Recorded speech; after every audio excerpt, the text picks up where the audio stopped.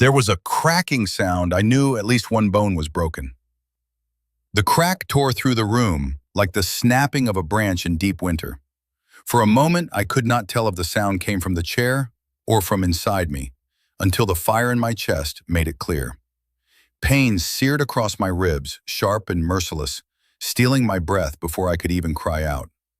The chair had slammed into me with such violence that I folded sideways, crashing onto the carpet, the stew on the table left unfinished, steam already fading into the stale air. We had been eating in uneasy silence. The house was cold, a draft pushing through the window frames, the light above the table flickering with a tired hum.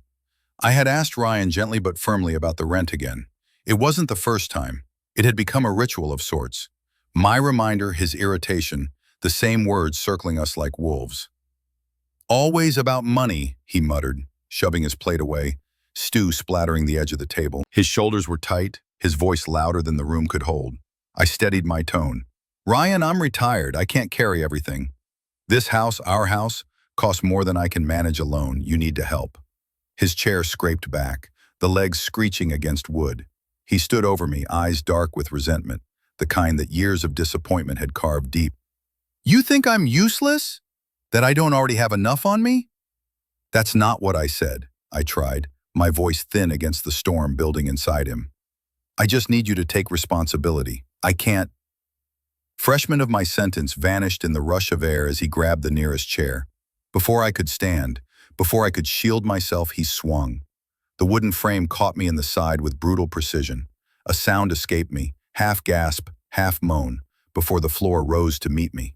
The carpet scratched at my cheek. My chest screamed with every shallow breath. Heat and ice collided in my body, my vision pulsing with each heartbeat. The chair landed on the floor beside me, toppled, broken, as if it too had given up. I lay there, the world dimming at the edges. In the corner of my mind, I saw flashes of another life. Ryan, as a boy, hunched over schoolwork, my hand guiding his across lined paper. A younger man, my son, laughing when I clapped for him at his first game. How far those days seemed now, eclipsed by the cold rage that twisted his face above me. He stood there, chest rising and falling, his fists still clenched. For a brief flicker, I thought I saw hesitation, regret maybe, but it vanished like a shadow swallowed by night. His expression settled into something harder, something that did not belong to the boy I raised. I tried to lift myself, every movement tearing through my side. My arms shook as I reached for the coffee table, searching for something solid, anything that would steady me. The lamp on the end table buzzed, its yellow glow trembling across the walls. Outside, the wind pressed against the siding, a hollow moan that filled the silence he left behind. "Ryan!" My voice rasped, the sound of a man who had already lost too much. I stretched my hand toward him, not just for help, but for recognition that I was still his father. He did not move. His eyes stayed locked on me, cold, unflinching. The anger in him had calcified into something sharper than words. The silence stretched, heavier than the blow itself. The years of sacrifice, the sleepless nights, the trust I had carried, all of it splintered in the quiet space between us. I gathered the strength for one more attempt, my lungs clawing for air. "Help." The words slipped out, fragile, almost broken. Cryer lips curled, not with pity, but with disdain. He shook his head slowly, stepping back as if distance could erase what he had done. "Get up," he muttered. Then, harsher, cutting away the last thread of mercy. "Stand up yourself." The X-ray glowed bright, 2 fractures as clear as cracks on ice. Image burned into me with a cold light, cleaner and more merciless than pain itself. A rectangle of brilliance on the wall, humming with electricity, and there, 2 pale, decisive lines marching across my ribs. The technician stood a careful distance away, as if proximity might jostle another bone loose. I tried to straighten, but the elastic wrap around my chest reminded me to be small, to move like glass. They had wheeled me through corridors that smelled of antiseptic and winter, the outside air clinging to coats, the hospital's breath sharp and chemical. Fluorescent bulbs pooled hard light on linoleum. Somewhere a monitor ticked like a tired metronome. The county hospital in Cleveland had a way of making time obedient, dragging minutes longer than any evening I'd ever spend at my kitchen table. I kept thinking of the stew I'd left cooling, spoon tilted in the bowl, as if a meal unfinished could account for a life unsettled. "Breathe in," the technician had said in the imaging room, voice gentle but practiced. I tried. The inhale snagged. My chest felt corseted from the inside, a band of fire tightening with every millimeter of air. When the plate slid under me, I gripped the edge to hold still, not from bravery, but because movement invited a deeper kind of pain. Now, outside that cold chamber, the resident physician tapped the film with a capped pen. One stroke, then another. "2 fractures," he said. "Left side. You're lucky, no lung puncture. We'll manage the pain and keep you stable. Healing will take several weeks." Lucky. The word drifted through the land on me. I pictured luck as a bird that had mistaken the window for sky and struck the pane. I nodded anyway, because gratitude is easier to perform than grief in a hallway. Tail, a nurse, helped me to a small room that pretended privacy with a curtain. She had the plain kindness of someone who has seen too much to be performative about it. "Do you need anything?" she asked, tightening the wrap with practiced hands. I watched her clogs, the blue top of her scrubs, the name badge I couldn't bring into focus. Names were too heavy tonight. "My son," I began, and the sentence collapsed. It wasn't the right moment to sort the grammar of betrayal. She adjusted the pillow behind me. "The doctor will bring your reports soon. We'll make sure you go home with instructions." She hesitated, eyes flicking toward the bandaged edge of my ribs, then back to my face. "Do you want to speak with an officer?" I stared at the curtain's fabric, a pattern of pale squares marching like calendar days. The question floated there, simple and impossible. If I said yes, I would be naming the violence, setting it in ink that would not wash away. If I said no, I would be cooperating with silence, which has always been the easiest accomplice in a family. The word broke. The room answered with the soft wheeze of the vent. The nurse didn't press. She handed me a small plastic cup with water and something for the pain. "You don't have to decide right this minute," she said. "Just think about keeping your paperwork together when you leave. Records help." It was practical advice, not poetry, but it slid into me like warmth. Records help. The thought lodged, sturdy as a nail. The world before the film had been a negotiation of voices. His loud, mine measured, the past murmuring that I should keep the peace. The world after the film had an image that did not care for anyone's story. 2 lines on a plate of light. Evidence, not opinion. The resident returned with an envelope and a stack of pages. He explained dosage, warning signs, follow-ups. I heard only fragments: fever, swelling, return immediately, because what mattered sat on the counter, glossy and undeniable. "Could I said, reaching toward the envelope, "could I keep a copy of the x-rays? All of it, the report too?" He looked surprised, then nodded. "Of course, we'll give you everything we can provide." He tucked the film and papers neatly inside, sealed the clasp. "Keep this flat," he added with the faintest ghost of a smile, as if he could tell something in me had stiffened into resolve. When he left, I opened the envelope just enough to see the corner of the film. The black field gleamed, the bleached lines clean as truth. I slid it back in and pressed the clasp down with my thumb until it clicked. A ridiculous gesture, maybe, but it felt like locking a door from the inside. I tried to imagine dialing a number, explaining to a stranger in a uniform how a chair can become a weapon and a son can become a stranger. Words stacked up and fell apart again. When the nurse returned, I lifted my chin a fraction, the smallest bravery in the world. "I'd like to document everything," I said, "if I decide to make a report." She nodded once, as if we had agreed on something larger than paperwork. "I'll note that in your file," she said, "and I'll add a copy of the imaging to your discharge packet." I thanked her. The syllables were clumsy, but they landed. After she left, the room reclaimed its mechanical quiet. I counted breaths, short, careful, even, until the pain medication softened the edges. Through the curtain, I could hear wheels squeak, code numbers in calm voices. A cough, a lullaby of hospital life that has nothing to do with any one of us, and everything to do with all of us. A thought took shape, small but persistent. What is proven cannot be dismissed. The film would not argue on my behalf. It would simply exist. That might be enough. I closed my eyes for a moment, then opened them to the sound of footsteps stopping just beyond the curtain. The fabric stirred. A shadow broadened on the floor, shoulders squared, familiar in a way that made my throat go dry. The curtain slid aside with a practiced hush, letting in the corridor's hard light.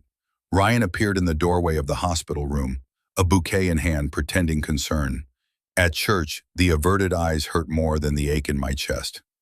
Incense drifted like thin fog under the vaulted ceiling, and the organ warmed the nave with slow, patient chords. Sunlight cut through stained glass and pooled on the floor in small, jeweled lakes. I had come because the quiet here usually steadied me, because the rhythm of standing and kneeling gave the body something simple to do when the mind was crowded with noise. I pressed a palm to my side out of habit, an old man's gesture, small and private, and tried to breathe through the band of pain that cinched my ribs when I bent. In the vestibule, whispers gathered before the procession bell. Heads tilted, words skimmed from mouth to ear and slipped away when I turned. A woman I had known for 20 years studied her hymnal with ferocious attention. A man who used to bring me tomatoes from his garden adjusted his scarf and drifted to another pew. None of it was loud, and that was what made it sting. The choreography of avoidance, the way kindness evaporates without ever admitting it as left. Ryan stood near the side aisle with two parishioners, his hands moving in small, persuasive arcs. He did not look at me, not directly.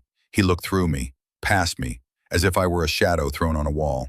I caught a fragment, got confused, slipped in the house.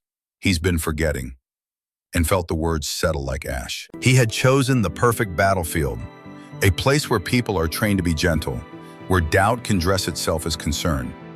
I slid into a pew near the back, where the draft from the doors made the candles tremble. The first hymn rose, voices a little thin in winter, and I mouthed the words, letting the melody move without me. When it came time to kneel, I lowered myself carefully, a deliberate hinge of knees and breath. The kneeler creaked. Pain flared, then ebbed, like a tide disciplined by the moon. During the readings, I let the language wash over me in pieces.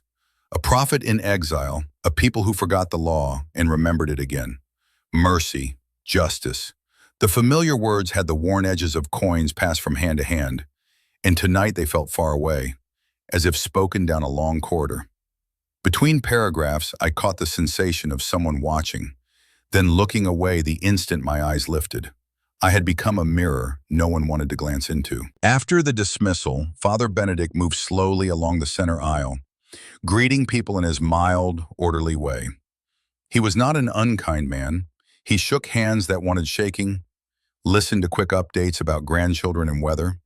When he reached my pew, he paused. He looked at me with the particular attention of a person assembling a puzzle whose picture is almost, but not quite clear. "Thomas," he said softly, and the softness hurt. "How are you feeling?" "Better than yesterday," I lied, because we often save the truth for moments when it has witnesses that can bear it. "Thank you, Father." The nod did not close the matter.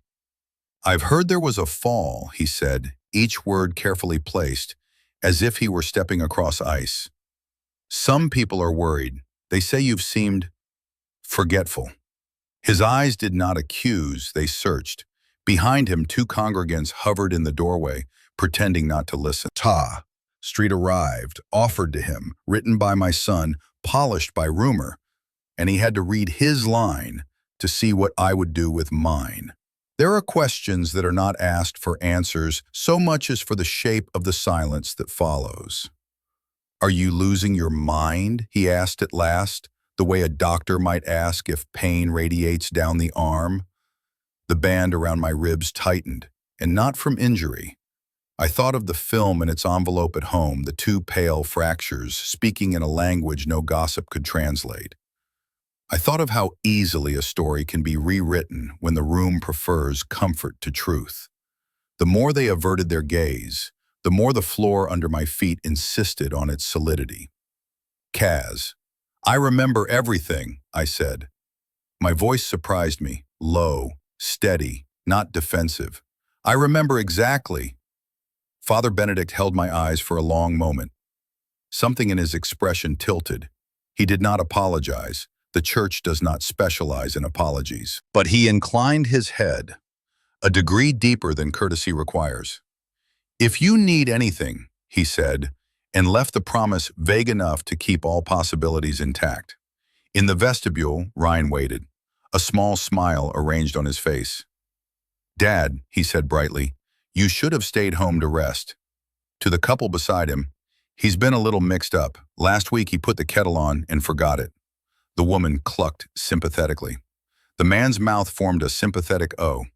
I watched their kindness settle firmly on the version of me he handed them. Frail, forgetful, a hazard to himself. It is a tender cruelty to help the wrong person. I could have confronted him there, under the painted saints, with the ushers folding programs beside us. I could have told them what happened to my ribs and what kind of son arranges concern like flowers at a funeral. But the church magnifies whatever is said within it. Anger becomes scandal. Truth becomes disturbance. I had no wish to be their story for the week. Outside, the air cut clean, winter unbuttoned and honest. Parishioners pulled their collars up and hurried to cars that coughed exhaust into the white light. I stood on the steps and watched Ryan usher his audience down the sidewalk, his hand on the man's shoulder, his voice pitched just right. The ache in my chest argued with the ache beneath it, the one that began years ago and had no name until now. Congested inside, the nave had emptied, the candles burning shorter, the wax cupping its own warmth. I returned to the rear, to the pew that felt like a shoreline between two worlds, and lowered myself with the care you give to fragile things. The wood was cool through my coat. The silence was not peace. Not yet. It was the kind of silence that gathers itself for work. I sat alone at the end of the pew, feeling everyone had turned their backs. I saw the curtain tremble, but no one opened the door. Rolly.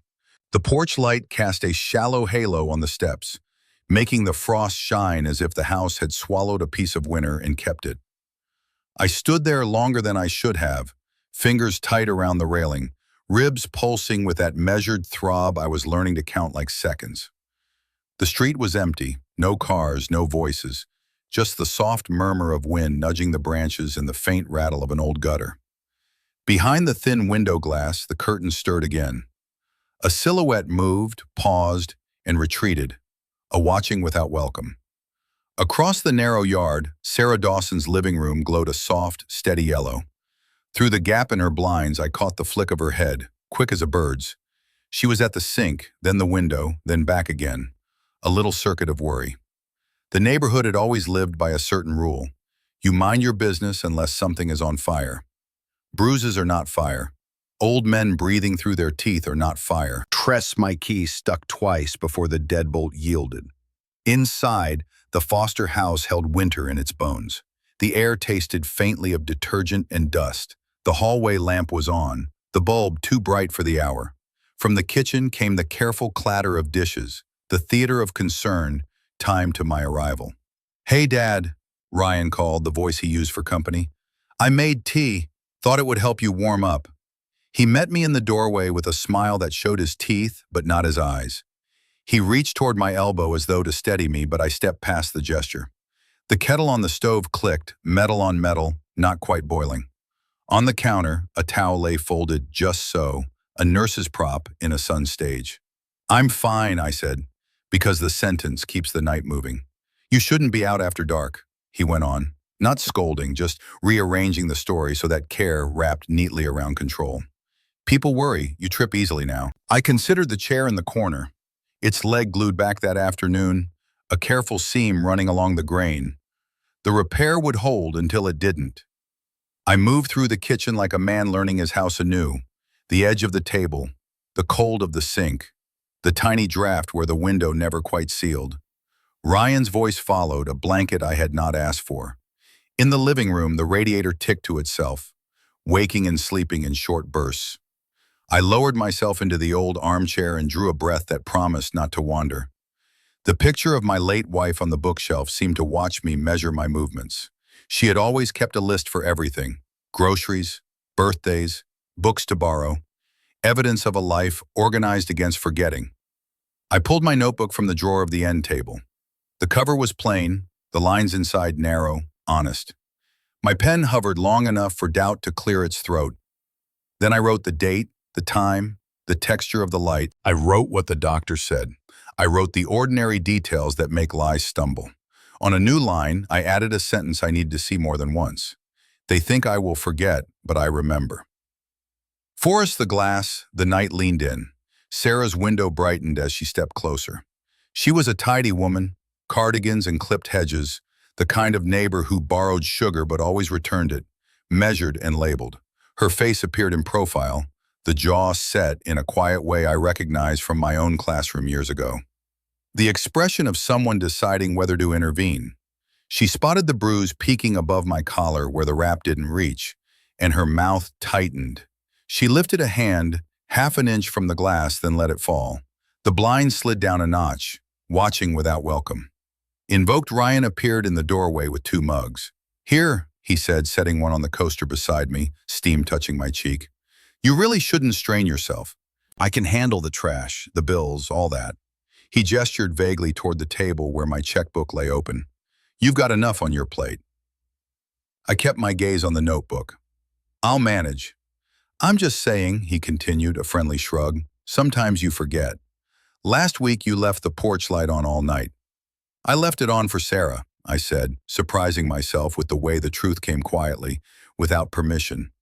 "She doesn't like the steps in the dark." He blinked, a small miscalculation. The mask reset. When he drifted back to the kitchen, I rinsed the air from my lungs and wrote again, slower now, less for memory than for spine. Words can be scaffolding when the body leans. I described the street, the cold that settled in the walls, the sound of a curtain that moves when a neighbor considers courage. I noted the subtle ways a caretaker's voice can rearrange blame into tenderness. From outside, a car door shut.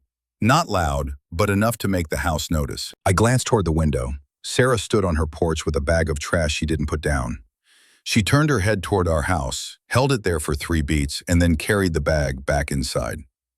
"That too," I wrote. Pain tugged at the wrap. I capped the pen, let my palm rest flat on the open page, and felt the papers cool. Then I closed the notebook and slid the elastic band over it. The sound of the clasp on the end table drawer was small and satisfying, a lock inside a lock. I placed the notebook under the stack of old magazines, the thin disguise of the ordinary, and tested the drawer twice to be sure. I could feel my breathing steady, not because anything had improved, but because something had been named. The X-ray taught me the rib's truth. The notebook would teach me my own. Together they formed a shape I could hold against whatever story tried to replace it. The hallway light shifted. A shadow stretched along the rug, long and sure of itself. The kitchen noises stopped, the way birds go quiet before a storm. I straightened in my chair, the movement careful. Ryan stepped into the room, a sheet of paper in his hand. "What are you writing, Dad?" I remember the old classroom, the day I stood up for a student being bullied. Chalk dust drifted in the afternoon light like slow snow, the kind that never lands. The room smelled of floor wax and pencil shavings, and the radiators ticked with dignified impatience. It must have been 86 or 87, posters curling at the corners, a map of the United States gone soft at the creases, names scratched into desktops by hands that couldn't wait to move on. I can still hear the layered noise, locker doors slamming down the hall, the hollow cheer of the pep assembly, the laugh that made other laughs shrink. Confined in the second row, third seat, small for his age and already learning the choreography of invisibility, shoulders rounded, eyes trained on the blank margin of his notebook. Behind him sprawled Marcus, varsity jacket, endless legs, a grin that said he owned the hallway and might rent out the air. The shove was subtle at first. A pencil flicked from Evan's fingers, the textbook tugged just before the bell, a whispered nickname built to bruise. When the bell finally rang, the room shed its quiet. Backpacks scraped, tears screamed their way across linoleum. I watched Marcus step into Evan's space, body angled like a door about to slam. "Leave him be," I said, not loud, just certain. The words came from somewhere I didn't have to summon. They were already standing at attention. Marcus half turned, the grin rearranged for an audience. "We're just kidding, Mr. Foster." Without losing anything, I crossed the distance and set my hand lightly on the desktop between them, not touching either boy, claiming the furniture instead. "Evan, gather your things. Marcus, walk with me." In the hallway, the noise thinned, as if the building held its breath. I walked Marcus to the office, our footsteps keeping uneasy time. He tried on a dozen explanations. Just playing, didn't mean it. Everyone knows he's sensitive. I kept pace with him and with my own temper, a thing that preferred the steady edge of a rule to the hot flash of anger. At the counter, I asked for an incident report. The secretary's eyebrows rose a fraction. "We usually handle this informally," she said. "I'd like it in writing," I answered. Names, dates, what was said, what was done. The pen felt heavier than a pen should feel, as if it cost something to tell the truth, even here. That afternoon, the principal called me in. He wore the look of a man tired of problems that weren't on the budget. "Tom," he began, leaning back in his chair, "we don't want to make a federal case out of horseplay. Boys will be boys. If we escalate every little dust-up, parents get agitated and the board gets nosy. Let them learn.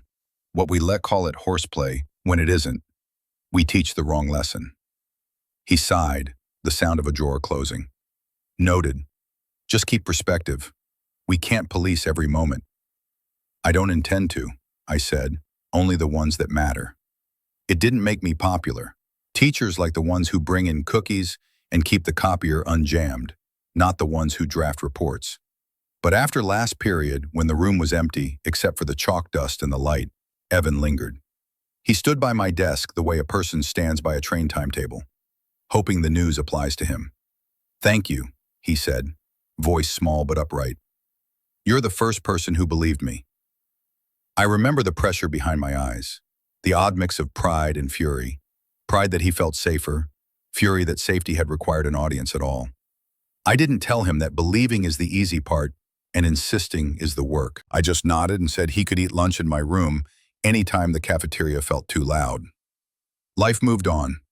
There would be other reports, other conversations where the word overreaction arrived in a tidy envelope. The faculty lounge became a place where conversations hushed when I entered. But I learned then, in my bones as surely as I know the slope of my own handwriting, that standing between a bully and the smaller thing is less a choice than a posture. You get into it the way a knee bends. It is lonely, yes. It is also the only way some truths ever get to finish their sentences.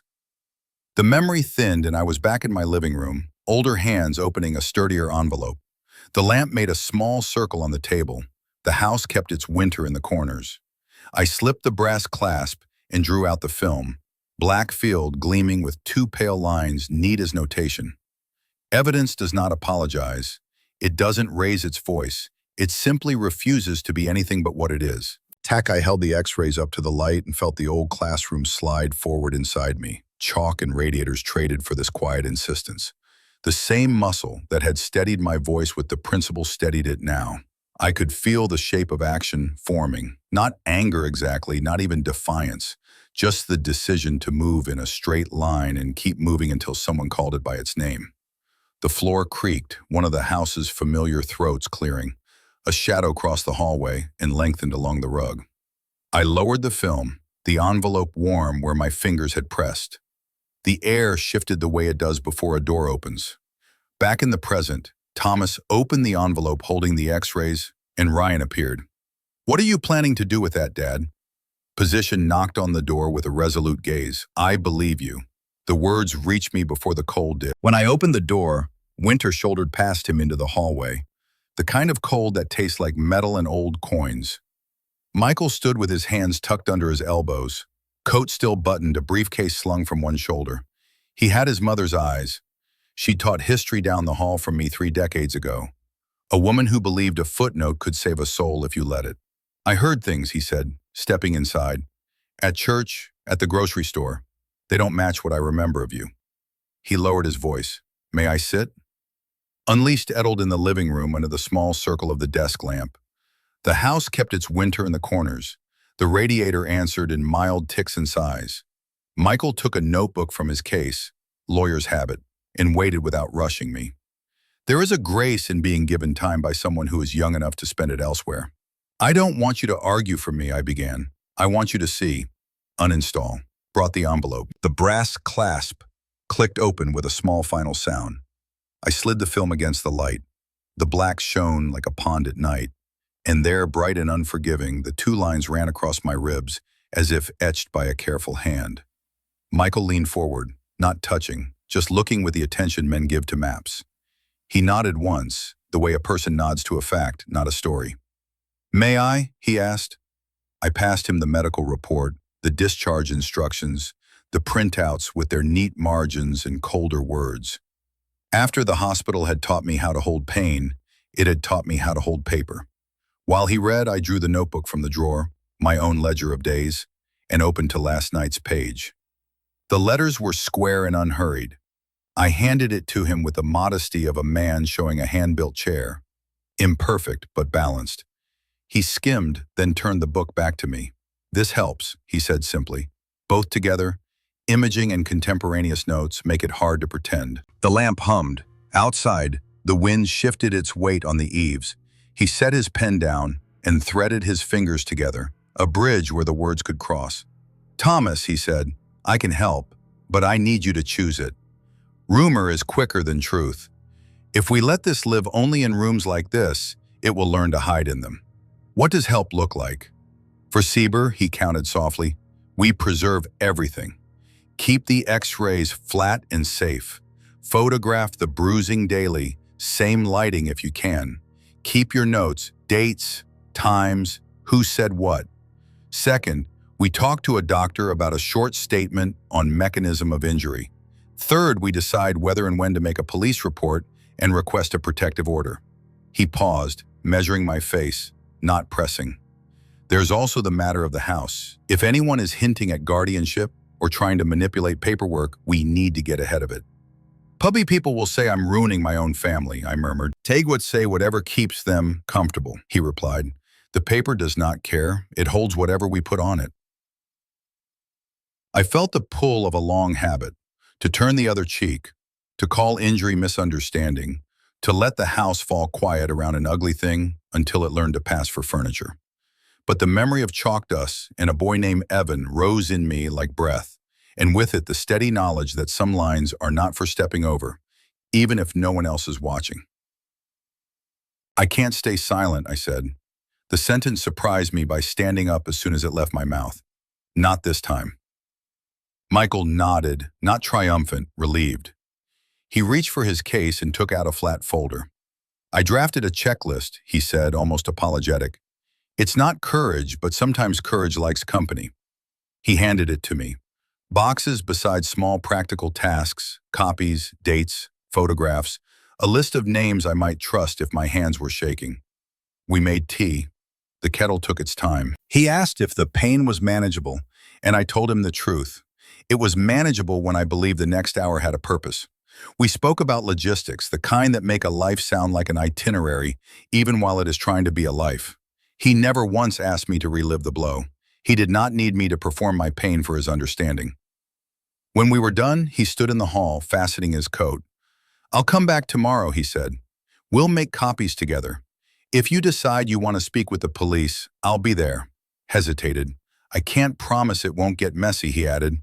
"But I can promise you won't walk into it alone." The house took a breath. I returned to the desk, slid the film into its envelope, and set it flat under a stack of manila folders, as if arranging a place of honor.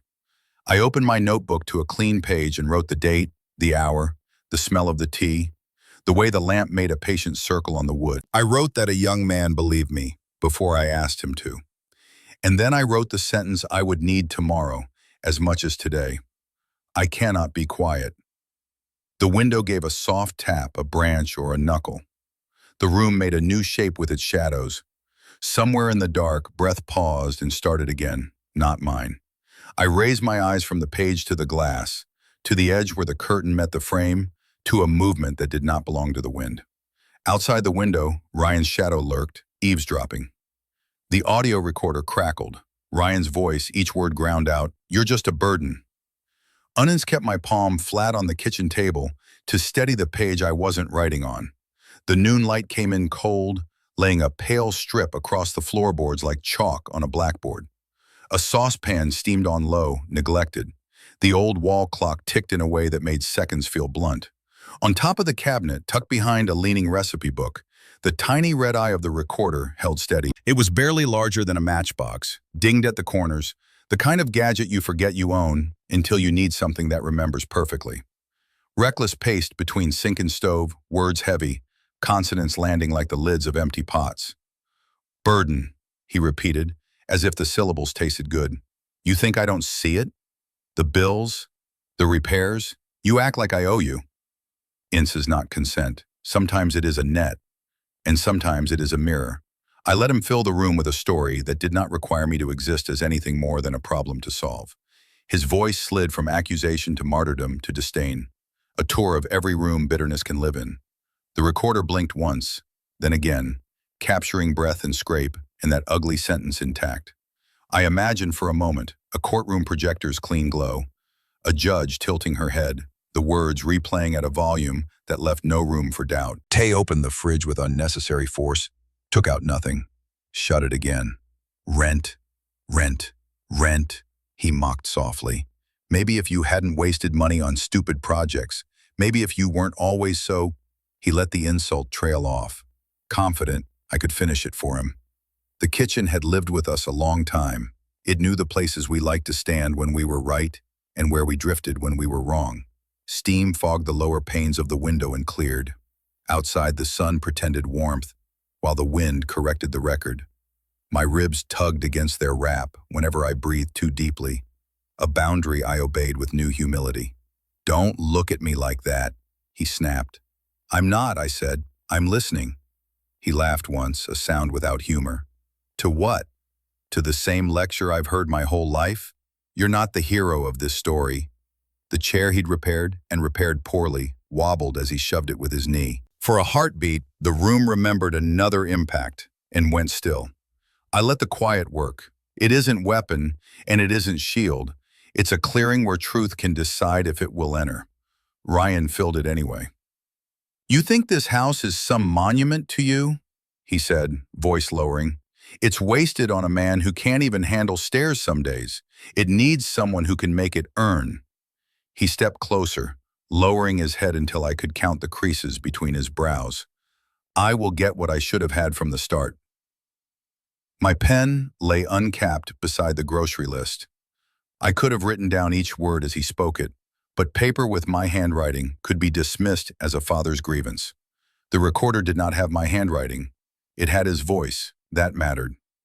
Wildfires, his phone buzzed. He turned away, took the call in the hallway, the performance shifting keys, casual now, almost warm. Yeah, I heard him say. Just sorting bills. And his footsteps carried down the hall and into the back room. A door clicked. The apartment's old plumbing swallowed his next sentence.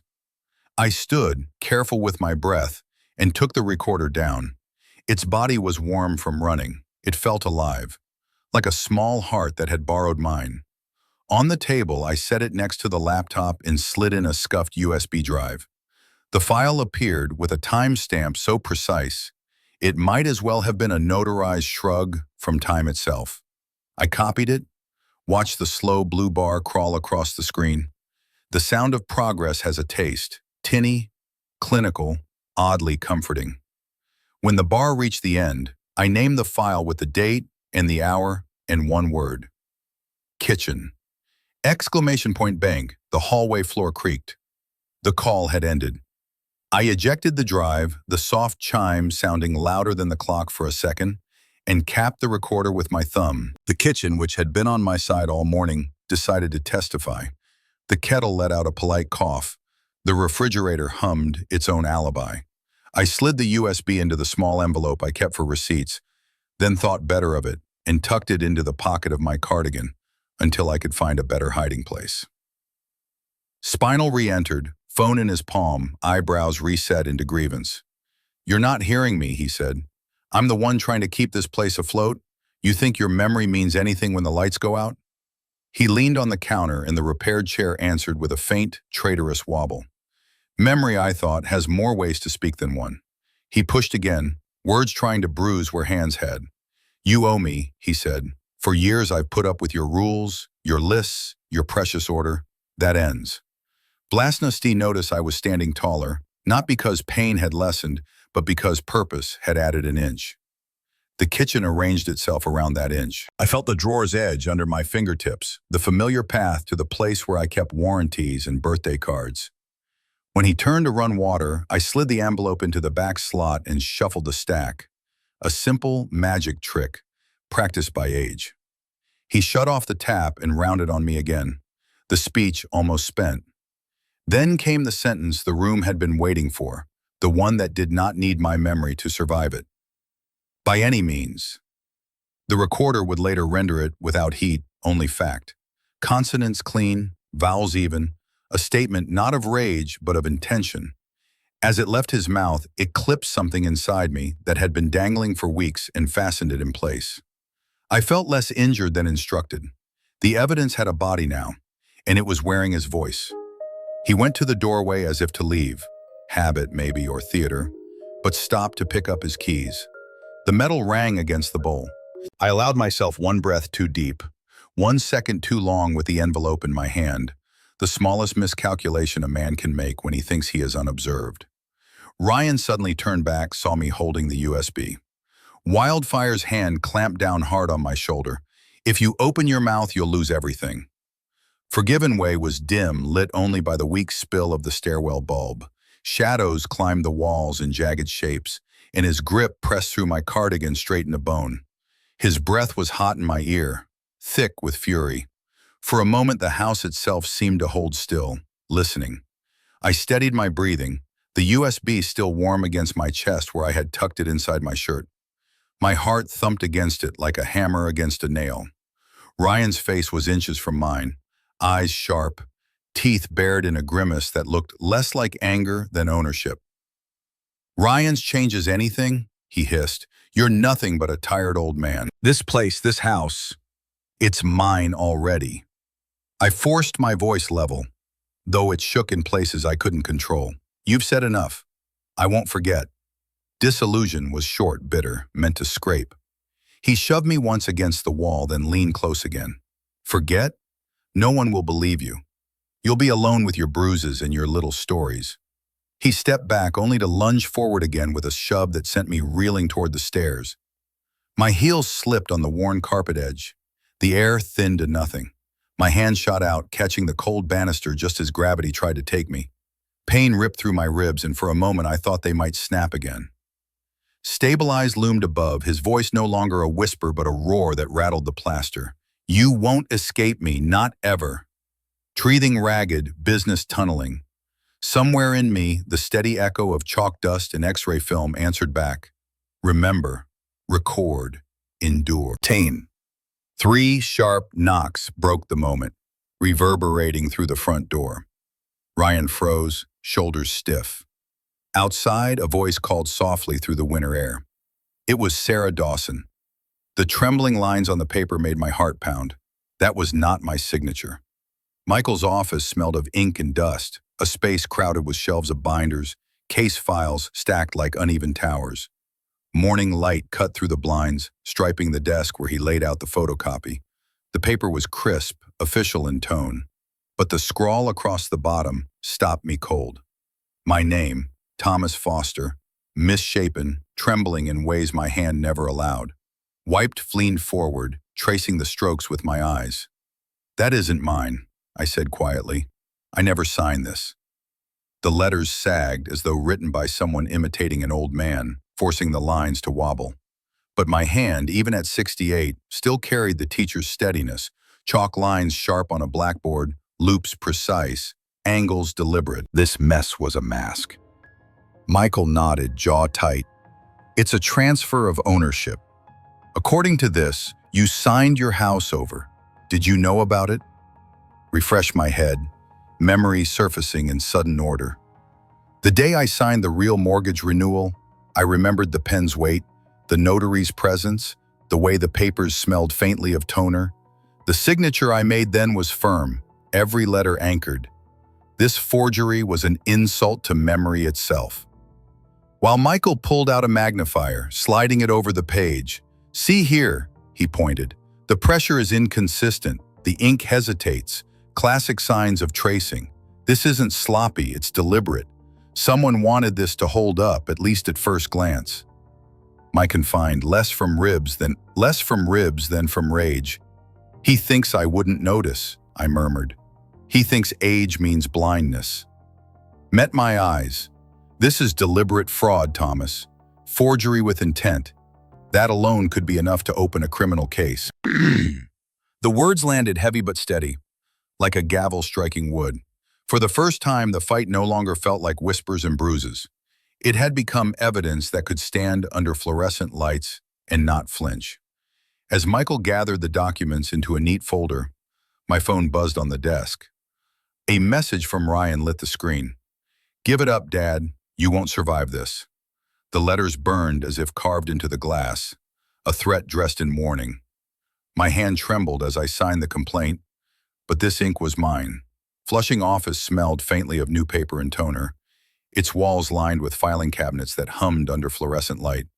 The room was narrow, just a counter, 2 chairs, and a desk where an overworked clerk shuffled stacks of forms. Michael sat beside me, his suit neat, his pen already poised over a final checklist. On the desk lay the document he had prepared, pages that spelled out the truth in hard, legal language. Assault, forgery, coercion. Words that felt heavier than the bruises still blooming beneath my shirt. "Take your time," Michael murmured, sliding the paper toward me. His eyes steadied mine. The pen felt strange in my hand. I had signed thousands of papers in my life. Report cards, permission slips, mortgage checks. But this was different. Each letter I carved into the line seemed to echo louder than the last. By the time I finished the R in Foster, my breath came unsteady. Yet the signature stood there, clean, deliberate, mine. Proof that I still owned myself. The clerk reached forward without ceremony, stamping the top page with a heavy thud of red ink. "Filed," she said, her tone brisk but not unkind. "This case will be heard publicly." The sound of the stamp reverberated inside me like a drum. For the first time, the silence I had carried was broken in a way no one could take back. Michael gathered the copies, placing one in a folder for me. "It begins here," he said quietly. Knitted, my ribs still aching with each shallow breath, but my chest felt larger, steadier. For years, my voice had lived only inside these walls, in whispers, in hidden notes, in recordings no one had yet heard. Now it was on record. It had a case number. We stepped out into the winter air, the courthouse doors swinging shut behind us. The sky was pale, the kind of gray that never commits to rain or snow. People hurried past on the steps, clutching scarves and briefcases, too busy to notice the quiet shift that had just remade my world. And then I saw him. Titan leaned against the brick wall, a cigarette pinched between 2 fingers, smoke curling into the cold. His posture was casual, but his smile was sharp as glass. He exhaled slowly, meeting my eyes as though he had been waiting. The smile didn't falter. Cold, knowing, disguised as welcome. The phone rang at midnight. "Dad, withdraw the complaint, or else." The sound split the quiet house in two. Outside, the winter wind hissed through the eaves, rattling the front gutter like loose bones. I sat up slowly, ribs protesting the sudden movement, and reached for the receiver. Ryan's voice poured through the line, low and sharp, edged with mock tenderness. "You're tearing this family apart," he said. "You think a courtroom will fix anything? You think strangers in robes will side with you? Withdraw it. Do it now. Otherwise," he let the word hang, "a noose without a rope." I closed my eyes, steadying my breath. "I will not be silent again," I said. My voice cracked, but the words held. He sighed, then hissed, "You'll regret this, old man." The line went dead, leaving only the hum of the dial tone, cold as the wind outside. I sat in the dark, staring at the faint glow of the streetlight through the curtains. My hand drifted to the envelope where I kept the x-rays, to the drawer where the USB waited. Proof. Anchors.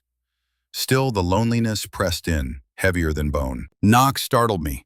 3 small taps against the front door. I shuffled to answer, heart thumping unevenly.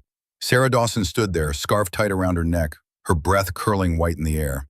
She looked hesitant, as if debating whether to run or step inside.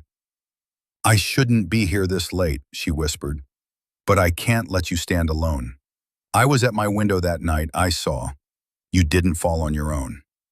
Her words cut through the fog of doubt like a clear bell. My throat tightened, not from pain but from relief. "You'd be willing to testify?" I asked. She nodded, eyes steady now. "Yes, it's time." Before I could answer, a glare of light swept across the living room. Headlights beamed through the thin curtains, flooding the walls with white. I turned toward the window, my chest tightening. A car I didn't recognize sat idling in the narrow lane, its engine humming like a threat, headlights locked on my door. The gavel struck. Case of Foster v. Foster now in session. Nacht was too bright, its fluorescent lights buzzing like flies against glass. The benches creaked under the weight of neighbors and strangers alike, their whispers hissing just above silence. I sat beside Michael, my hands folded too tightly, the faint ache in my ribs pulsing with every nervous breath. Across the aisle, Ryan lounged with a smirk, his suit a shade too polished, his eyes too pleased with himself. The judge, a stern woman with clipped speech, called for opening arguments. Ryan's lawyer rose first, tall and smooth, holding a sleek laptop. "Your Honor," he said, "we have visual proof that Mr. Foster's injuries were self-inflicted." Fan screen flickered to life. A grainy video appeared, showing a figure stumbling near a chair, then collapsing awkwardly. It was me, but not. The movements were stiff, chopped, edited. My breath caught as the image replayed, the murmurs behind me rising. "Accident," the lawyer declared. "No assault, only clumsiness." Then came the witnesses, 2 neighbors I had once greeted in passing. They shifted on the stand, claiming they had heard arguments and seen Thomas Tripp. Their eyes slid away from mine, shame mingling with their lies. My throat dried. When the judge asked if I had a response, words failed me. For a moment, the weight of their story pressed harder than my broken bones had. He stood. "Your Honor, with permission, the plaintiff would like to submit medical imaging." He walked to the projector, slotting in the film. A pause, then the X-ray filled the screen. 2 fractures, clean and undeniable, ran like white cracks across dark bone. The room stilled. Even the buzz of the lights seemed to hush. "These," Michael said firmly, "are blunt force fractures, consistent with a direct blow, not a fall. The attending physician's statement confirms this." The judge leaned forward, eyes narrowing, studying the lines that even time could not erase. Then she turned to Ryan. Her voice carried through the silence like a blade. "How do you explain these breaks, Mr. Foster?" All eyes swung to him. His smirk faltered. I collapsed in the hallway, each breath searing like a blade. The courthouse had emptied, its echoing corridors dim under yellow light. My ribs screamed with every inhale, and I leaned against the wall, sliding down until my knees touched the cold tile. Voices from earlier still clung to the air, neighbors muttering, some convinced by Ryan's video, others skeptical but silent. Half the town seemed to be weighing me against him like goods on a scale. Michael crouched nearby, his briefcase open but untouched. "Don't let today undo you," he said gently. Yet even his voice carried a fatigue I had never heard before. I pressed my palm to my chest, the throb beneath my skin answering the weight in my mind. "Maybe he wins," I whispered. "Maybe the years have made me weak. Who am I to stand against him?" Silence stretched. The courthouse doors groaned on their hinges as Sarah stepped in, her scarf loose, her eyes fierce.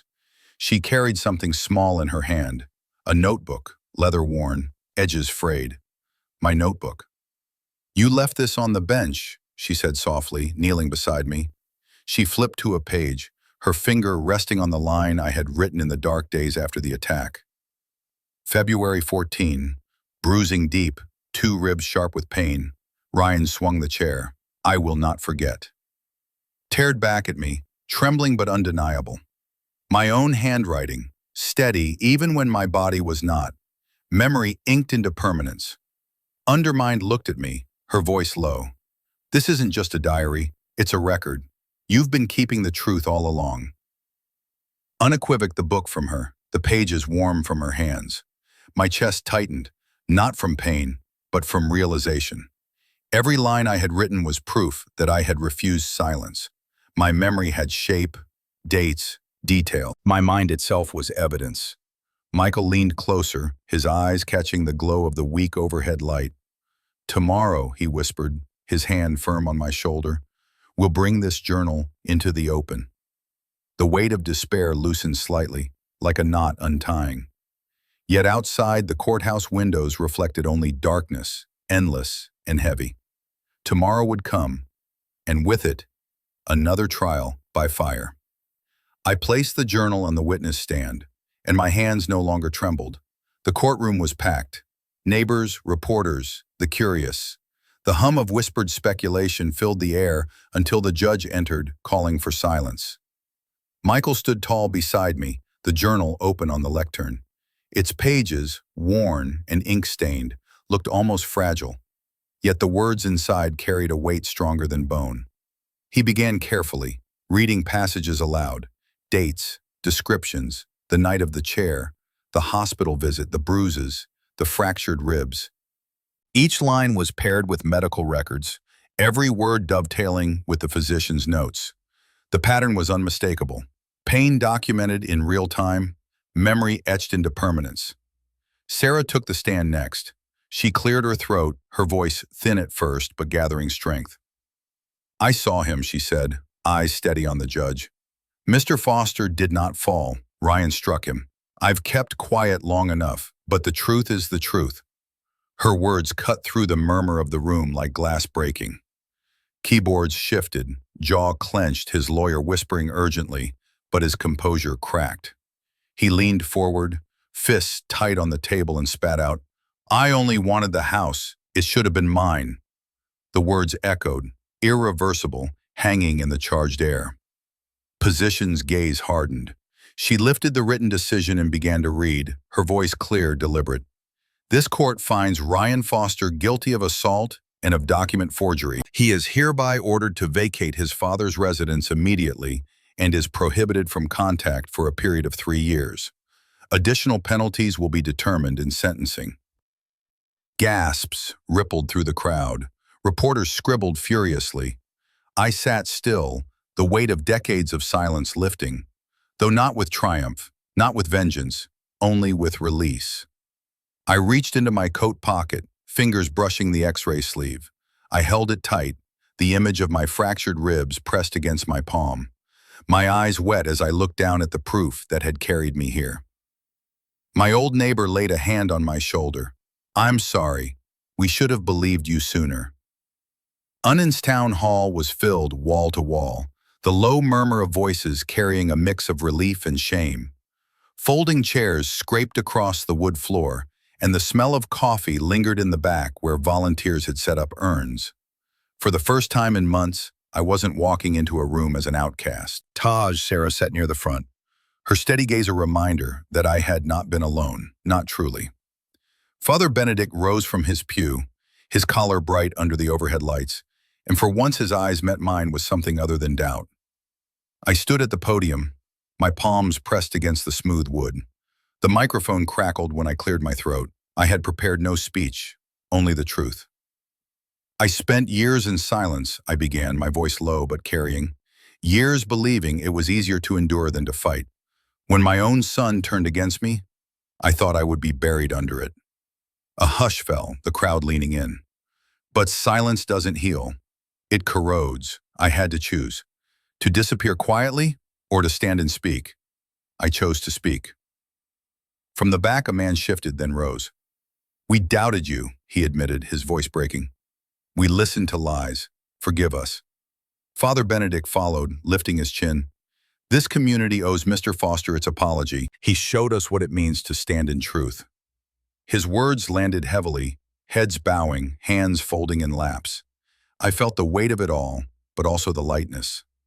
"Memory," I said, steady now, "is evidence, and no one can take it from us." Applause rose, hesitant at first, then swelling until it filled the hall. Cameras flashed. I reached into my case and pulled out the X-ray sleeve. Its dark film caught the light, the fractures bright against the shadows. Reporters turned their lenses. A single spotlight caught the image as I raised it high. The X-ray sat in its clear plastic sleeve on my desk. Clear sunlight poured through the open curtains, catching the dust in slow, gentle spirals. The house was quieter now. No footsteps thundering on the stairs, no voice raised to remind me of my weakness. I moved slowly through the rooms, collecting fragments of what had been broken. Frames with cracked glass, books knocked from shelves, a lamp Ryan had once hurled against the wall. Each piece went into the bin. Each act of cleaning felt like reclaiming. In the study, the desk was neat again. On its surface rested the journal, open to the last empty page. My pen hovered, then pressed. I have been heard. 3 words, simple, final. I closed the book gently, as though it were something fragile.